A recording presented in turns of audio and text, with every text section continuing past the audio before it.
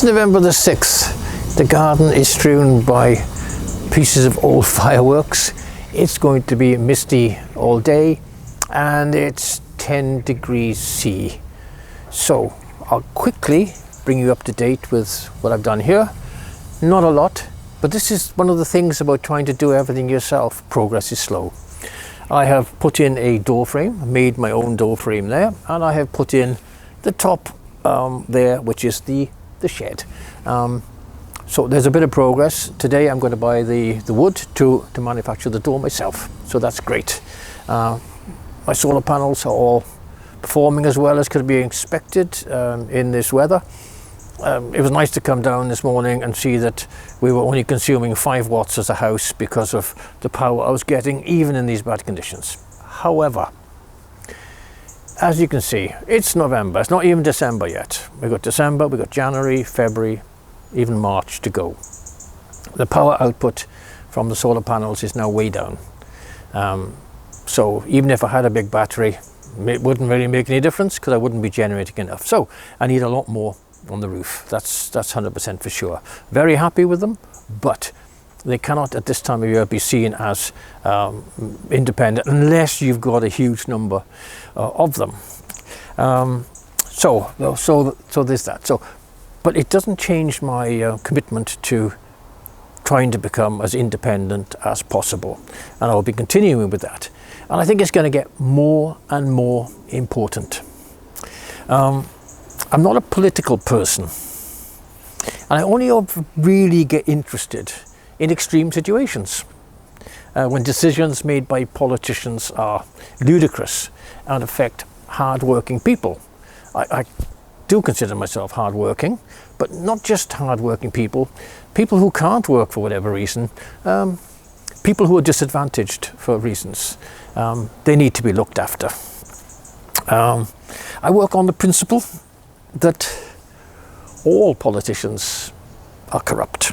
I think it's reasonable to say that. It doesn't matter which party they belong to. It doesn't matter if they're from the left, the right, the far left, the far right. They all have one thing in common. They lie. They are morally corrupt. Many of them are corrupt. They are morally bankrupt. And these are the people who are meant to be looking after us and our energy needs going forward. If there are any exceptions to the rule, they're infrequent, and at the moment I can't think of any. Okay, you may wonder, well, what has this got to do with Mr. Jones DIY? Well, it affects us all.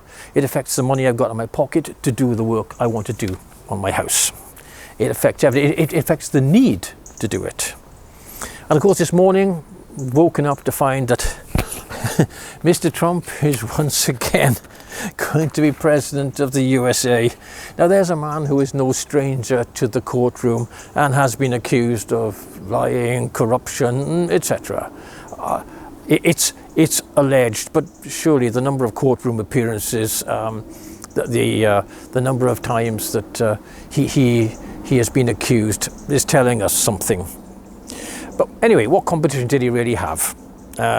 You have to ask yourself, where are the good people in politics? Where are they? There must be some, but why do they never reach the top? I don't see honest politicians. And that's around the world, not just in this country.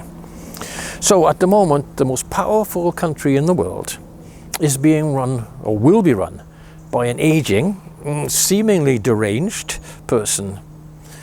Why should that bother us in the UK? Well, it should bother the whole world, because every day the world becomes less stable. In the UK, we have Ed Miliband. He's on a green crusade, seemingly not caring what effect this has on the UK's energy security. He just doesn't seem to care, or he doesn't understand, or he doesn't want to understand. Stopping oil and gas exploration. Brilliant. Now, I worked in the oil industry, but I can see that going forward, it's probably causing climate change, and it does pollute. So yes, however, we still need to keep the lights on. and we need to keep people warm. So stopping British oil and gas exploration now is utterly ludicrous. It just means that we have to import more oil and more gas, and we impoverish the UK. Less taxes are being paid, less investment in the UK. And we risk the lights going out this winter. We are importing more oil, gas and electricity. Yes, electricity. We don't even make enough electricity to support the country. So we are importing it from the continent at the moment. How, Mr. Miliband, is that increasing our energy security? Some of the oil and gas we get is from countries which are unstable. Morally, we shouldn't be buying from them. But rather than use our own, that's what we're doing. So, back to DIY. The international and domestic events mean that I would like to have personal energy security. So I'll be pushing ahead with my solar panels and batteries. I'm aware that not everybody can do this because they live in apartments, places where they can't possibly do it. So I'm lucky in that way. But surely, from a government perspective, the 11.3 billion they're going to spend on GB Energy, which, by the way, doesn't have any energy, surely it would be better spent subsidising people like myself to put more panels on the roof, to put storage batteries, to decentralise power. It would certainly make a huge difference, because at the moment there is no real way for large-scale energy storage. Let's come back to today. Hardly any, well, there is no sun, hardly any power being made, and if you look at the tree, it's not moving. No solar, no wind. And if it affects the whole country, what would happen today if we didn't have gas power stations and if we weren't importing huge amounts of power? Why doesn't the government pay for triple glazing for everybody? Insulation. Make sure it comes from UK companies. Support local trades to do it. Surely that would be good for the economy and good for climate and a tiny step forward for climate change. We all know that GB Energy will produce little. And it'll cost a lot. It's what governments do best. So thank you, UK government.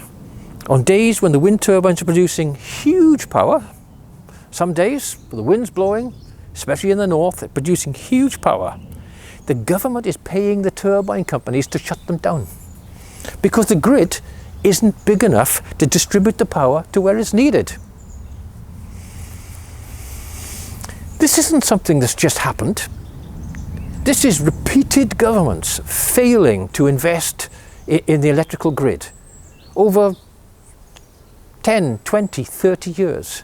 And now we're pushing ahead with turbines in the north, but we can't get the power to where we need it. Industry can't start in certain areas because there's no power for them. The grid isn't big enough. What a disaster that government has made of energy. So we need something for the days like this. Nuclear power, it makes sense. I don't particularly like the long-term consequences of storage, but it makes sense. It's cleaner as long as a solution can be found for the waste. Rolls-Royce have a plan to build small units that can be built quickly and situated around the country, and they can fire up very quickly and fill the gaps left on days like this with solar and wind. But the government has just kicked the can down the road again, and that is further delayed.